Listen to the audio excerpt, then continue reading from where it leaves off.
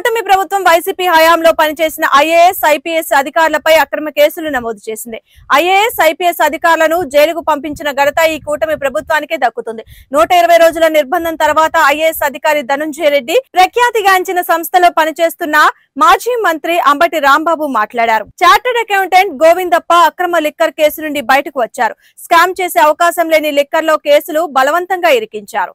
రాజకీయ కక్ష తీర్చుకోవడం కోసం స్పెషల్ ఇన్వెస్టిగేషన్ టీం పనిచేసింది. అంటే సుమారుగా 120 రోజుల నిర్బంధం తర్వాత జ్యుడిషియల్ రిమాండ్ తర్వాత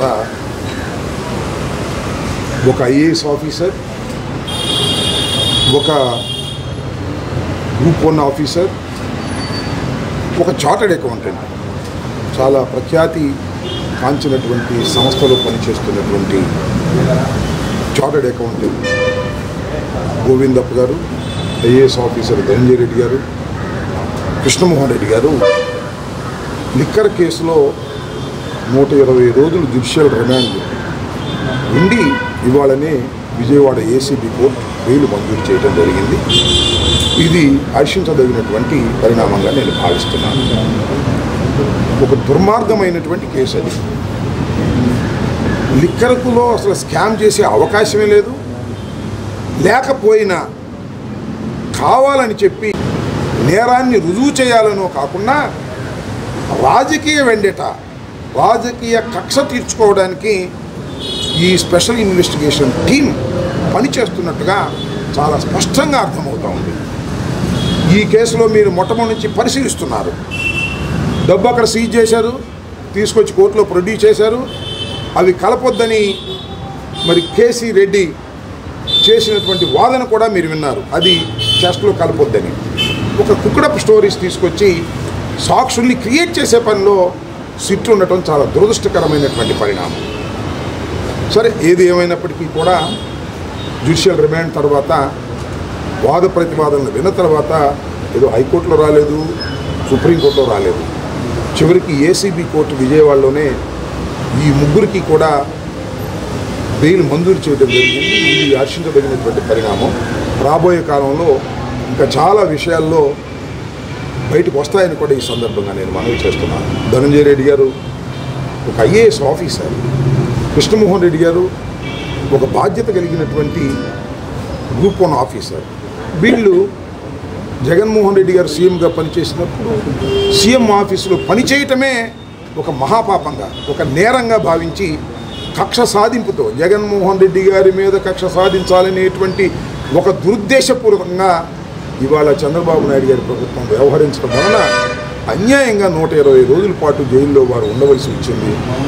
వాళ్ళేమి క్రిమినల్స్ కాదు. ఒక బాగా చదువుకుని పైకొచ్చినటువంటి వ్యక్తులు, గౌరవప్రదమైనటువంటి జాబుల్లో పనిచేస్తున్నటువంటి వ్యక్తుల్ని హెరాస్ చేసే కార్యక్రమం చేసినటువంటి ఈ తెలుగుదేశం ప్రభుత్వం దీనికి బాధ్యత వహించవలసి ఉంటుందని కూడా ఈ సందర్భంగా నేను చెప్పదలుచుకున్నాను.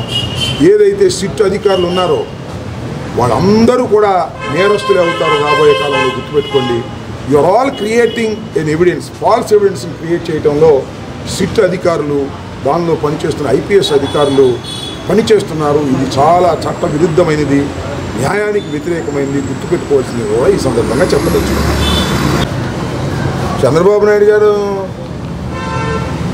మీకు చంద్రబాబు నాయుడు గారు అసెంబ్లీ రాకుండా వెళ్ళిపోయాడు సార్.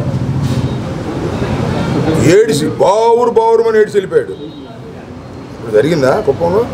ఇక్కడ పెడతారా కక్షాదింపు చర్యలా? చూద్దాం ఏం జరుగుతుందో. రాబోయే కాలంలో ఏమి జరుగుతుందో చూద్దాం.